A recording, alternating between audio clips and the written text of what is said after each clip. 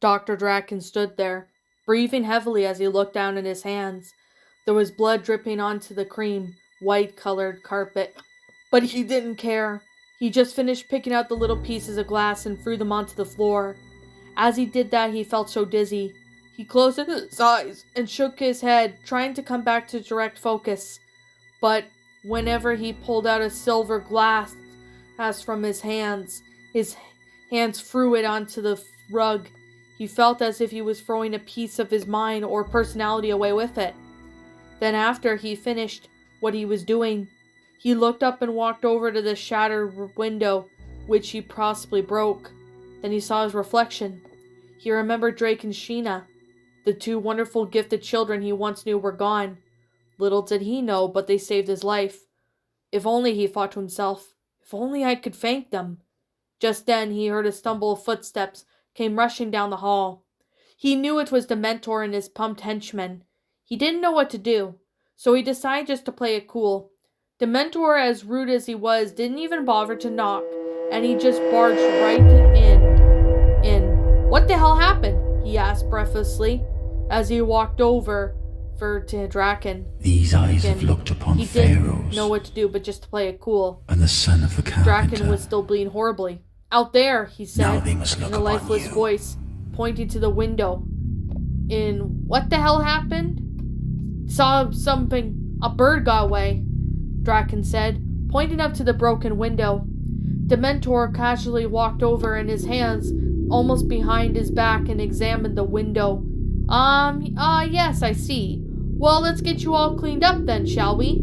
He said, spinning around extremely quickly, making poor Draken almost jump. Let's go to the lab, he said, putting one hand on Draken's shoulder and turning them around. They walked a little farther when Drew's bleeding got worse. Dementor stopped and held both Draken's hands into his. Drew looked lifeless, not trying to wince or move by any means at all. You know what's funny? Dementor asked aloud, laughing, squeezing his hands now. Draken just shook his head quickly.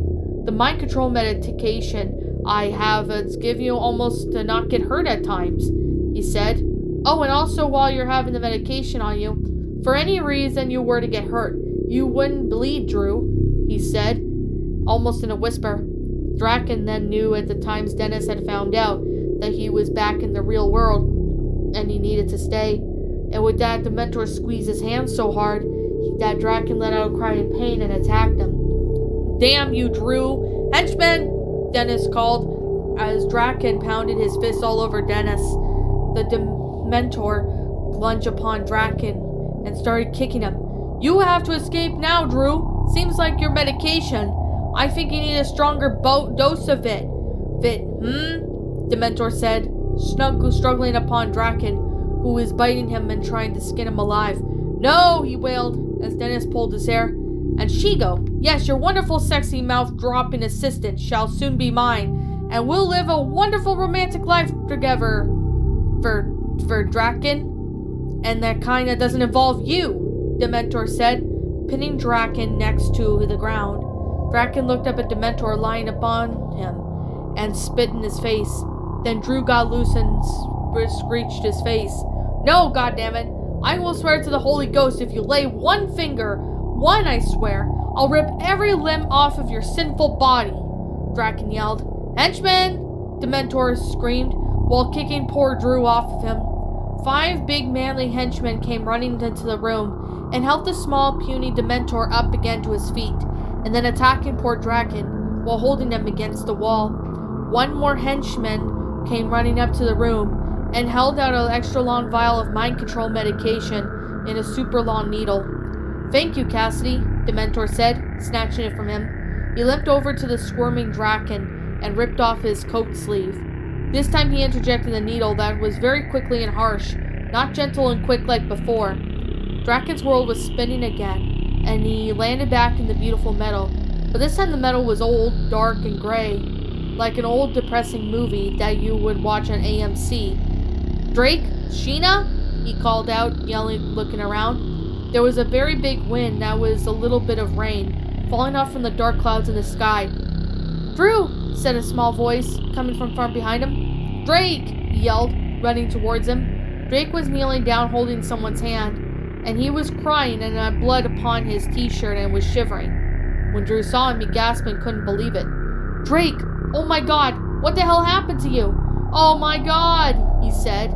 He walked up to him and saw whose hand he was holding. It spoke down and saw Sheena. He almost cried as to what happened to her small, pale, hopeless body, shivering in the cold. "Sheena!" Draken said, starting to cry as he knelt down and held Sheena, who was completely broken. Her face with somewhat exposed body were completely torn to shreds. It looked as if Freddy Krueger had got a hold of her and stabbed her 100 times with his horrible finger knives. Drake was crying and walked over to both of them. Sheena's eyes were closed tight as she started to moan, and they opened slightly. "Drew?" she said, looking up at Draken, who held her in his strong arms. "Oh, thank heavens you're all right," he said, holding her close. Draken had felt this odd. I mean, Sheena was just this child, but seemed as if she was almost her father, and he felt the same way with Drake. "Drake," he said, whipping off most bangs off of the pale forehead. "What happened to her?" he choked out. "She'll be all right. Before I tell you, though, we both have a confession to make," he said, twisting the fingers nervously as if Draken was going to yell at him, which he would never do. Well, what makes you think who you are?" he said. "Huh?" Draken said, raising one eyebrow that was still staring at him. Drake sighed and sat down next to him. "Draken, we are your personalities, and when you were back and trying to keep warm in the lair, you were pulling up pieces of glass, and I know you felt weird.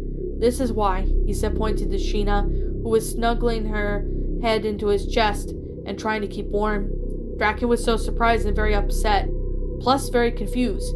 "You see, when you broke Sheena, the mirror you had her in her hands went home, and any part of us was taken out of her shell in the dream world, like we most likely die," Drake said, whipping the crystal tears from his eyes.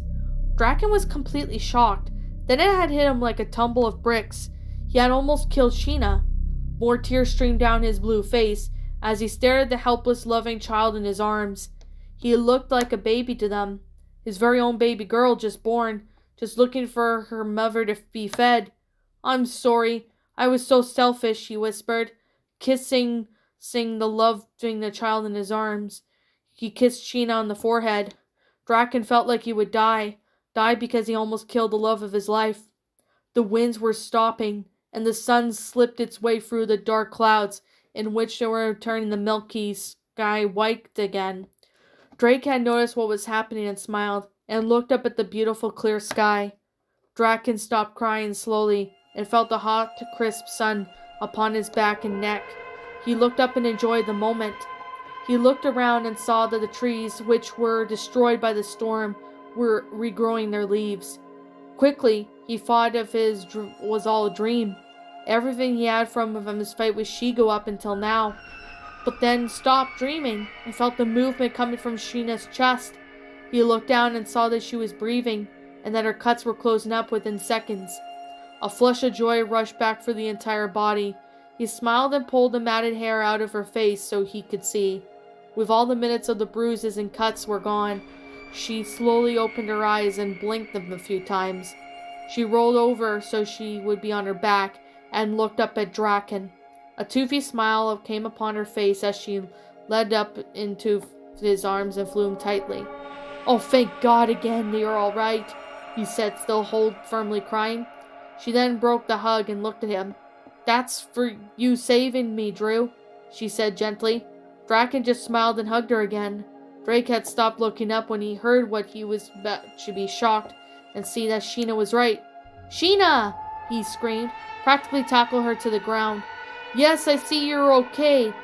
See, I told you you'd be all right," he said, tickling her tummy, making her laugh on the ground. "Oh gosh, please stop." "Stop."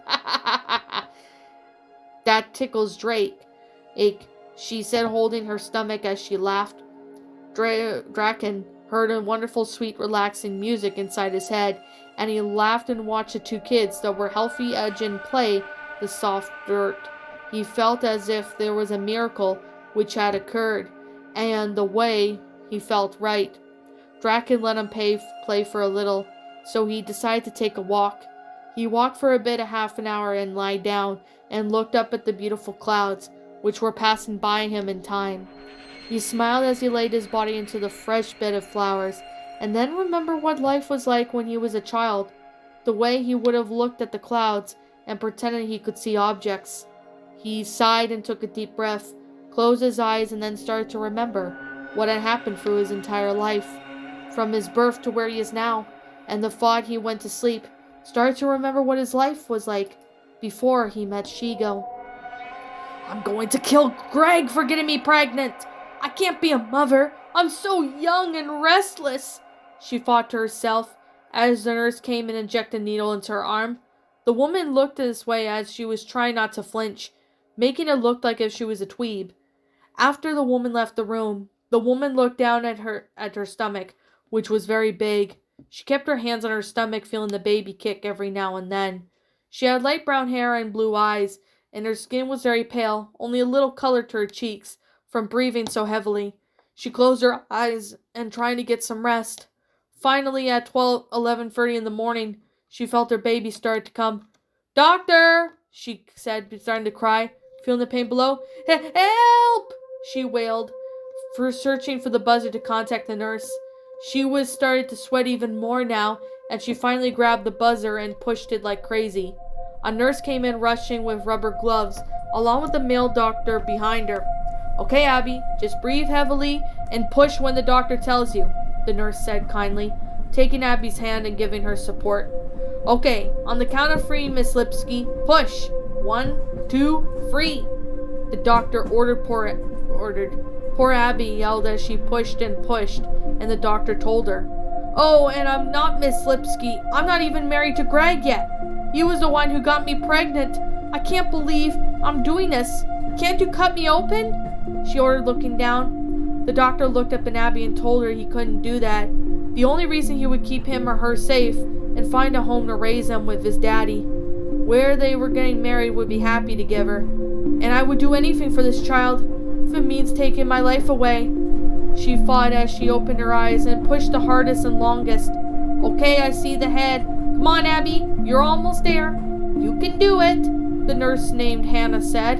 She was an African American who had become close friends with Abby while she was in labor. She was going to push again when someone came flying through the door. A tall, slender, sexy man, around 20 years old, walked with flowers in his left hand. He had hazel eyes and his soft jet black hair. His main name was Gregory Lipsky. Honey, I'm so sorry I couldn't come sooner. Please forgive me.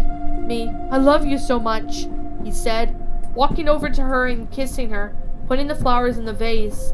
Right then, there, she looked into his eyes, and he was telling her how much she loved her with all of his heart and would be there for her all the time. She was broken from this wonderful look, and sharp pain ran down her spine. She yelled and grabbed his hand as she pushed again. It's okay. You're almost done giving birth, honey, he said, watching the doctor. One more push, he said. And with that, Abby's world was spinning. She couldn't believe what was going on. And with that, she even felt the baby come out from between her legs and started to cry. Hannah let go of her hand and rushed over to the baby and cleaned it up. She was sweating and bleeding like hell. Oh boy, here, let me help, Greg said, rushing over, mopping up the floor. He held her umbilical cord, making sure that it didn't touch the ground. Hannah then turned around, still holding the baby in her arms, and asked who wanted to cut the cord. Why don't you, Greg? Abby said, smiling weakly. Greg smiled back and took the silver scissors and cut the cord. Abby still couldn't see her child, but she wanted to recognize him or her when she saw the small head. You have a beautiful baby boy, Abby, Hannah said, smiling gently as she put the small baby into her arms. He was wrapped in light blue blanket and couldn't be seen. He didn't even cry at all. And that was what worried Abby and Greg. She felt her baby son move in her arms as she looked down. He looked up at her and smiled. He had a black diamond eyes and a small nose that was very large ears like his father. He had a little bit of black hair on the top of his head and it looked wavy. So what are you going to name him? The doctor said, wiping off his hands. I want to name him Well, what do you want to name him?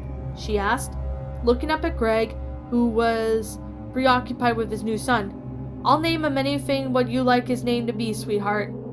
Then I want to name him Drew Fyodor Lipsky, she said, as a tear ran down upon her cheek as she unbuttoned her shirt and put her breast up to his lips.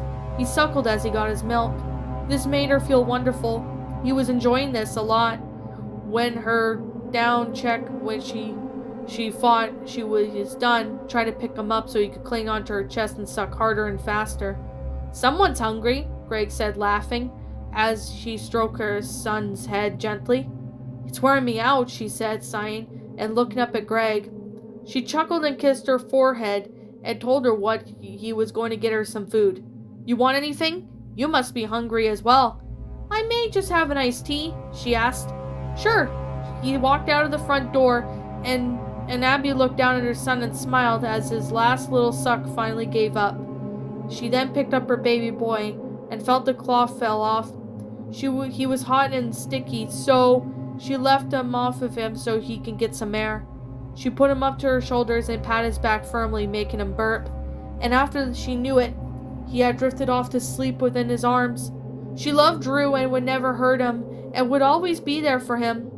And while Draken was embedded into earth by flowers, he smiled and remembered how beautiful his loving mother was, so his mind started to pass on to the next memory. The memory of his life was Draken. Drake was shaking him awake and calling him to stand up. Drew, you gotta wake up, Drake said, shaking him harder now. Draken just started to stir and moan as he felt extremely dizzy and cracked to open his eyes.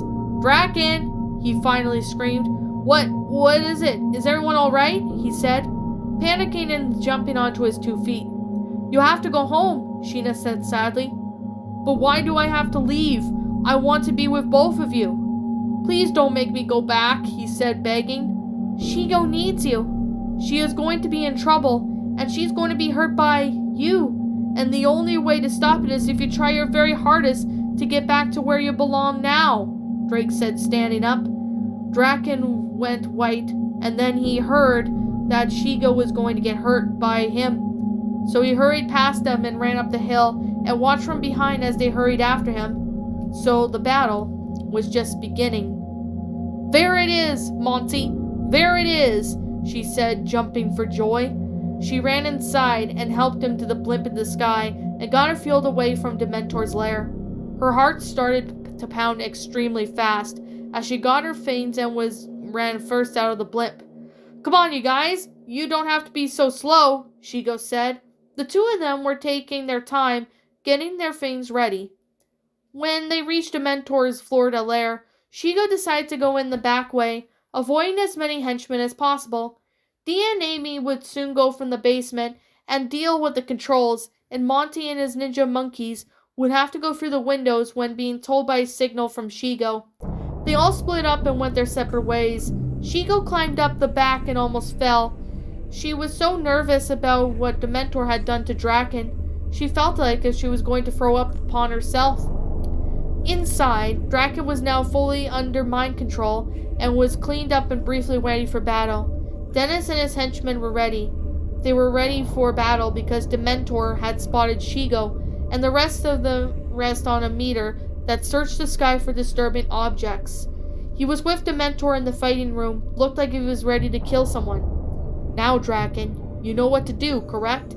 Dementor wickedly laughing. Yes, I do, Master. My enemy is Shigo, Draken said in a cold voice. Good, and so are the games begin, ha ha ha, he said, laughing. Shigo stopped to breathe as 3 henchmen came running towards her. You both still stand a chance, she said, raising one eyebrow. But they didn't hesitate. They just kept coming towards her.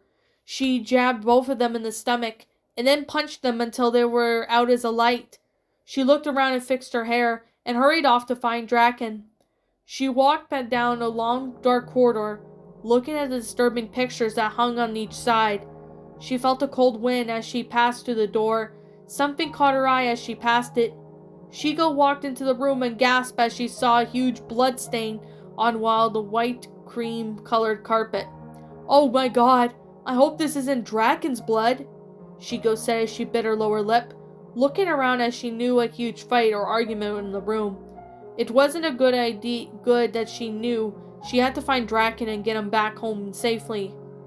She ran down the hall and slowly entered the fighting room. Dementor was nowhere to be seen. She looked around and everything was dark and cold. She looked further down and she ran down the hallway and slowly entered the fighting room. Dementor was nowhere to be seen, so she looked around and could find herself. Everything was dark and cold. She looked farther down and ran down the hall until she entered the fighting room. But of course, while standing above the deck in the ring, she spotted 30 henchmen. She almost fell but caught herself just in time, and she looked a little more around the room until she spotted Draken. He had his back towards her, so she couldn't see his face at all, but he was wearing Dementor's clothes, and Shigo didn't even think it looked like them. They weren't his colors. "Psst, Draken," she whispered, trying to get his attention. "Psst, Draken," Shigo said, now whispering loudly. When Draken heard her, spun around, and his eyes narrowed with his face deeply twisted and very cold. His hands were claws, and his eyes were evil red. Shigo gulped hard when she saw him, and she knew that it wasn't the real Drew he once knew. So what had become a monster fighting machine? He was like a toy. Shigo started to stumble back, right when someone lightly tapped on her shoulder. Back in Dreamland, and Draken was very upset. He stood upon the hill with Drake and Sheena at his sides. The winds were starting to pick up again, and it was raining along with lightning. Drew saw him before and what was going on. He looked like he was going through the eyes of his body at home. He saw Shigo and his whole world stopped. She was beautiful to him, and he couldn't understand why she was giving him that look until he saw his face. Draken felt horrible sick to his stomach and was afraid of what was going to happen to Shigo. "Come on, Shigo. Come on down and kick my ass so I can come home with you," he mumbled to himself. Shigo almost jumped out of her skin and flew around in her fighting position. Out of the darkness stepped Dementor. Shigo's hands then became more glowing claws as she lunged at him, towards him. He ducked and fell to the ground, and she got up and getting very pissed when she tried to hit him again, when she fully pushed him off the deck. "No!" Draken yelled, standing on the hill watching Shigo fall. Everything was moving so slow, but time was moving so fast. He almost jumped off the cliff to reach her, but then he realized it would do nothing, and he would be getting angrier by the minute. Shigo's body fell and hit the ground. "No, Shigo!" he yelled. Rivers of tears flew down his face when he realized his body the real world was moving, walking. Dementor looked over the deck and smiling, seeing her lifeless body. Draken walked up to her and picked her up in the small arms. "Draken?" Shigo said, coming out of somewhat shock. She looked up and saw him holding her arms. She smiled and blinked around a few times, trying to find the pain in her body. Draken growled at her and then picked her up by the shoulders. "You do know this is very uncontrollable," she said, getting angry. "Shut the hell up, you little," Draken said, with his eyes fiery red. "Enough chit-chat by the shoulders. Just finish her off," Dementor demanded from above. Draken then threw her across the room with all of his might, and she hit a small wall, a wall that has black mattresses on it.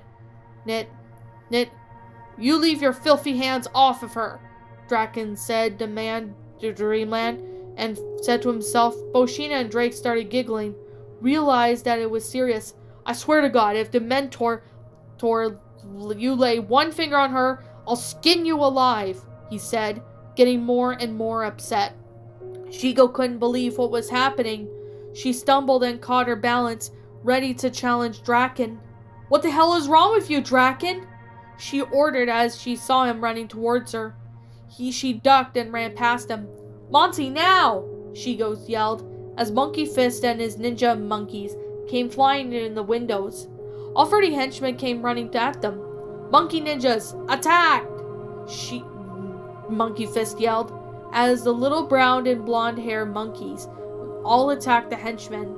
Shigo's hands were lasers again, and she knew that it wasn't going to be pretty. She kicked him in the face and punched him in the stomach. and it didn't stop at nothing until he hit Shigo several times and almost broke her jaw. Drew in Dreamworld was taking all the hurting cuts and bruises from Shigo physically. He was quite glad because he wanted to be home so badly. At this point, save Shigo, the winds were starting to get faster and his mind was making him sick. He knelt down and started yelling. He pressed his palms against his temples and trying to make the pain go away, but it was so deadly. He could hear Shigo's voice in her head just a bit. "Draken, come on! I know you're in there," she said, missing his punch. "Where is the Draken that I know? The kind with the sweet, beautiful, diamond black eyes? The Draken who always has his dumb idea to stop Kim? The Draken I love?" And without a small tear started to run down her face. Drew couldn't believe it. Did she just say, "The Draken I love"? He then felt as if his heart had stopped. Everything in his whole life was changing. His world was spinning, and he knew where he was going. He was going home. Shigo was about to give up, when something from behind grabbed her arms and a horrible twisted them fiercely. "Ouch!" Shigo screamed in pain, and looked back before standing her was a 20-foot metal robot. It was painted red and gold and black. Figures. "It must have been to take prisoner to dungeon," it kept saying as it started to move. Shigo couldn't get out of the robot's grasp, and it kept squeezing her arm tighter and tighter, only to drag her away. "Drew, help me," she said, as she gave up and the robot dragged her away. Draken was getting sick of this world, was spinning out of control. "Help!" he moaned, not daring anything, his eyes opening, knowing that he could die from throwing up. Things were entirely coming back to normal, as he felt his feet land on the whole cold surface of the stone floor. He looked around and almost squealed with joy where he saw he was. He was home back in the real world, and this time he was going to stay. My head is killing me," Draken said in his normal tone. He then realized he did not care about that, and he needed to find Shigo. Monkey Fist was still battling henchmen, but seeing what was going on. "Welcome back, Drew," he said, smiling while kicking the henchman in the back. "Hey, Monty, didn't see you there. Where did—" His voice trailed off when he saw Dementor run down the hall into a room. "I'm gonna kill ya!" Yeah. Draken fought as he hurried up the stairs and into the room. Dementor was packing his things and Draken just stood behind him with a nasty look and his arms crossed, as Dementor didn't know Draken entered the room. So he was trying to get away. He turned and around and dropped his bag when he saw Drew standing in front of him. "Where in God's name is Shigo?" he said sternly. Dementor knew he was only trying to get a beating, but did his best to keep cool. "Ah, Draken, it seems like you finally returned from hell." Draken was then lost it as he pushed Dementor across the room and made him stumble into a wall of books. "So you want to play rough, do you? Dementor said, getting Draken really pissed off. "Where is Shigo?" he roared, picking Dennis up from this part of his shirt. "Eat shit," Dementor said, spitting on his face. Then Draken threw him across the room and pinned him on the floor and starting to hit him. He then hit him until a bloody nose and he almost fainted.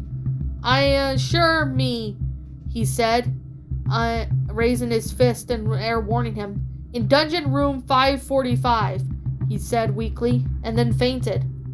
Draken then got off of him and headed back down the stairs. "Monty," Draken said. "Yeah?" he said with them missing a high kick. "When you're done, God bless you. You're like a man of steel. Go up to that door and keep an eye on Dementor, please," Draken said, hurrying off. Monkey Fist laughed as he hit another henchman in the head. Nervously, Draken ran down the hall looking for dungeon 545. Where is it? He wondered. He walked about a half an hour getting very tired. When he came across the door which had the numbers 545 on top, he kicked open the door, knowing it was still locked. The room was dark and cold. On the walls there were hand and leg chains everywhere. He spotted a few skeletons attached to the walls, and the ceiling was made of skulls. "Sick creep," Draken thought as he walked in. He wrapped up his arms around himself, feeling cold, and he looked around and found a door, which read, "Torture Room." Draken gulped hard, hoping Shiga was in there, but not being hurt. He slowly opened the door, and looking in, there were horrible torture items. He was scared to death, but then he had hope and he saw the red sluttish rubber shirt. It didn't have straps, but it was close to her neck, and it didn't connect to the pants she was wearing. She had her belly button pierced and was still. She got it pierced when she came down. Her pants were light and blubbery, and they were short. She had a fishnet on her arms and chains all over her legs. She was also wearing black laced-up boots. He hadn't seen anyone dressed like that before, nor chained to a table like that before. He liked it in a weird way, but not the kind of way he thought it was nice. He snapped out of the daydreaming and walked over to her. She had many bruises on her arms, and the rope from the robot holding her tightly. She started to flinch and let out cry out as she came over. "Get away from me!" she screamed and started to cry. "Shigo, it's all right. It's me," Draken said to the kindest voice he can give. "I know who made you, you're really sick freak," she sputtered, struggling in the chains. "It's me. I was under mind control. Listen to..." "Get the hell away from me! You almost killed me!" Shigo roared. He walked over to her and tried to unbuckle her chains, but she almost bit him. He had to come up to the table above her to remove them, because they were out of his reach. Then he was above her looking down at Shigo, who was quivering. "How do I know it's you? How do I know it's the Drew I love?" she whispered as he leaned over on top of her. "Look in my eyes," he whispered, removing the hair out from her eyes. Lying above her was the man she loved, the man she adored, the man who was strong but physically weak. Oh gosh, she loved Draken with all of her heart, even if he wasn't so cute, or even he had blue skin. She loved him for who he was, and why did the things he did. "Drew?" she moaned, looking up on him. He nodded his head and leaned down to kiss her. When their lips met, they felt wonderful. They both were in love, and they never wanted to leave each other's side. Draken kissed her, and she kept kissing him back. He wrapped his arms around her, and then holding her gently in his strong arms. He was feeling his urges and passions he never felt before. He felt like he never kissed her before, and of course he was a virgin. He would have dreamed of sometimes a night about making love with Shigo in his bed. Not the kind of rough kind of love, but the gentle, passionate kind, and starting a family. But he knew it would never happen. He wanted her ever since he saw her walk into his office. That special way in her hips and her wonderful looks. But those things didn't matter to him. What mattered to him was that she was who she was and loved him. Shigo, on the other hand, wanted him too. She didn't start to fall in love when she met him, nor feel that for him at the time. She remembered when they were at the weather machine and Draken wanted to take over Canada. She loved that day so much that everything slowed down, and when it started to rain, Draken got very scared and grabbed her and held her in his arms. She felt so protected that she was warm. She felt his heart beating against her chest. It seemed like that forever, and never wanted to see her leave. It was really he did care about her. She also remembered when her brothers came for her. He told her he would always be there for her.